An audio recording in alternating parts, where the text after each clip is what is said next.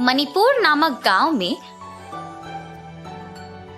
रणवीर नामक एक कार धोने वाला अपना व्यापार चलाता था। रणवीर को कारों से बहुत लगाव था। उसके साथ अच्छे कपड़े पहनना और अच्छा दिखना भी उसे बहुत पसंद था। अगर कोई रणवीर के कपड़ों की या उसके चेहरे की प्रशंसा करते हैं तो वो बहुत खुश हो जाता है। यही उसकी सबसे बड़ी कमजोरी है।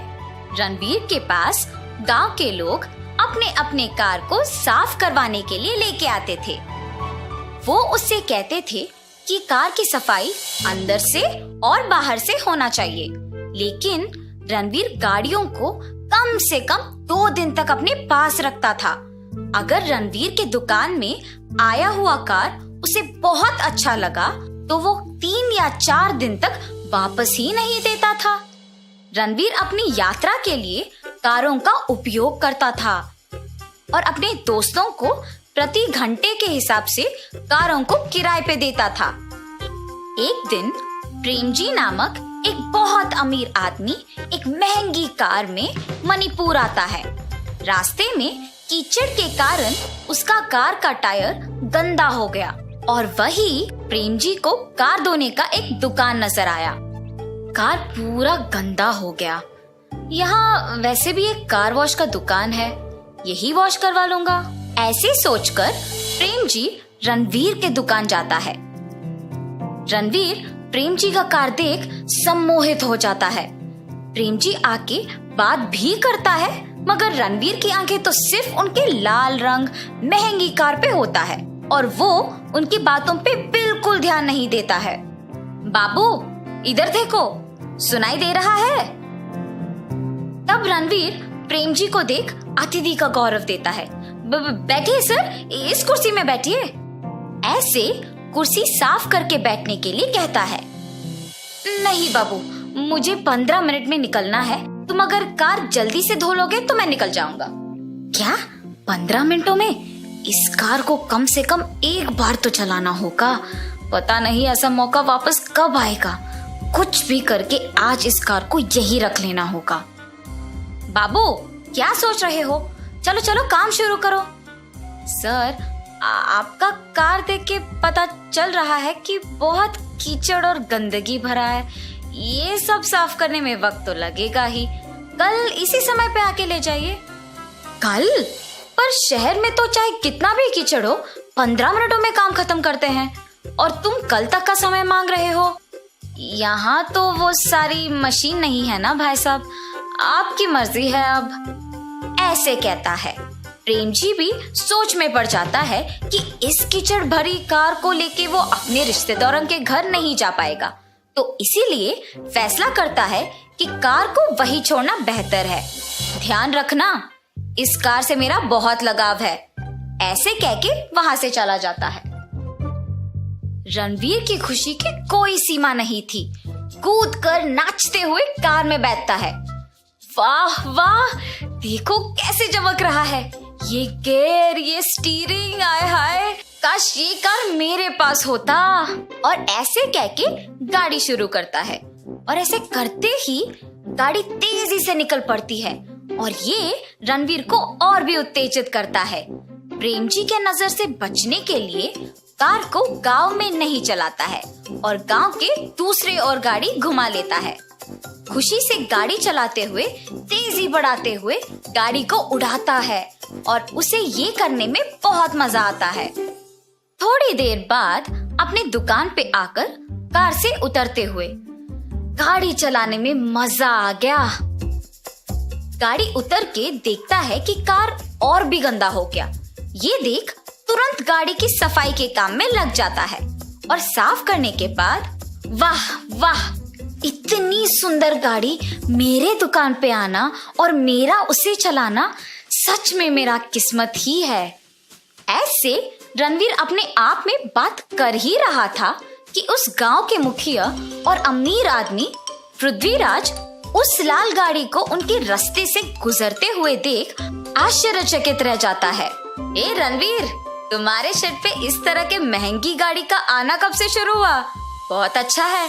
मुझे 1 घंटा किराए पे दोगे? अब भाई साहब, इतनी महंगी गाड़ी के किराए का दाम भी तो महंगा ही होगा।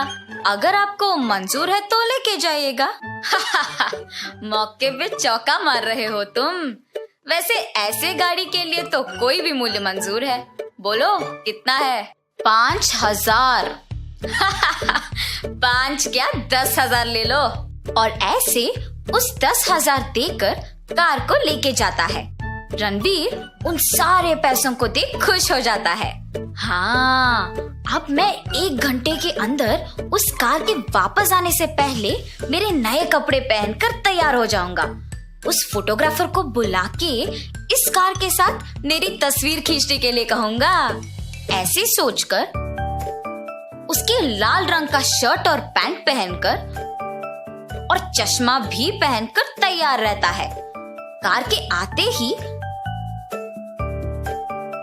कार के अंदर, कार के बाहर और कार के ऊपर बैठकर अपनी तस्वीर खिंचवाता है। कैमरा वाले को भेजने के बाद उस कार छोड़ने का मन ही नहीं कर रहा था और उसे पता है कि शायद ऐसी महंगी कार को चलाने का मौका फिर उसे कभी नहीं मिलेगा और इसीलिए गाड़ी को वापस तेजी से घुमाने ले जाता है। अचानक आगे से एक लड़का अपनी साइकिल पे आ रहा होता है और इस कार को देख वो दंग रह जाता है और इससे वो अपने साइकिल पे नियंत्रण खोकर साइकिल के साथ गिर जाता है और कार के डोर पे छोटा खरोच लग जाता है। रणवीर तुरंत कार से उतरकर उस खरोच को देखता है और घबरा जाता है और गाड़ी को उसके शेड लेके जाता है। शेड आके उस गाड़ी पे लगे खरोच को छुपाने के लिए अनगिनत तरीके कोशिश करता है। अंत में उसे एक कलर स्प्रे लगा के छुपाता है। अरे बाप रे, अब तो ये खरोच दिखाई नहीं दे रहा। अब तो मेरे ऊपर उन्हें कोई शक नहीं आएगा। कल तक तो ये रंग भी सूख जाएगा। हाँ, ऐसे सोचकर अगले दिन शेड के लिए घर से निकल पड़ता है और उससे पहले ही प्रेम जी शेड आ पहुंचते हैं और उसका इंतजार करते हैं। ये देख रणवीर चौंक जाता है मगर शेड को नकली हंसी हंसते हुए खोलता है। जैसे ही रणवीर कार पे लगे कपड़े को उठाता है, प्रेम जी कार के पास जाके जांचते हैं कि उसने ठीक से सफाई की या नहीं और इस दौरान रणवीर कांपते रहता है। एक जगह पर प्रेम जी कार को छूना बंद करके उसे सूंघते हैं। क्यों सिर्फ इस जगह पे रंग का गंध आ रहा है? रणवीर कांपते हुए कुछ नहीं सर, पता नहीं क्यों। एकदम टिप टॉप से तैयार होके मेरे कार में पूरा गांव घूम के साइकिल से टकरा कर खरोच भी लगवा के उसे छिपाने कुछ रंग लगाए हो ना, और उसके ऊपर तुमने मेरे ही गाड़ी को किराए पे दिया, उसके साथ तस्वीर खिंचवाया। क्या इन्हीं सब के लिए मुझसे एक दिन इसको यहाँ छोड़ने के लिए कहा था तुमने? पुलिस, आप सबने देखा ना इसका नाटक, तुरंत इसे गिरफ्तार करो। मैंने भरोसे पे गाड़ी यहाँ छोड़ी थी। वो तो अच्छा हुआ कि मेरे नौकर ने इसे गांव के बाहर चलाते हुए देख लिया, वरना ये मुझे बेवकूफ बना देता। मेरे ही तरह किसी और के साथ ये नहीं होना चाहिए और इसीलिए इसको दंडित करना ही होगा। और ऐसे प्रेम जी रणवीर को गिरफ्तार करवाता है। तो इस कहानी का नैतिक क्या है? किसी और के चीजों से हमें लगाव या उन पे लालच नहीं होना चाहिए। जो हमारे पास है उससे संतुष्ट रहना चाहिए।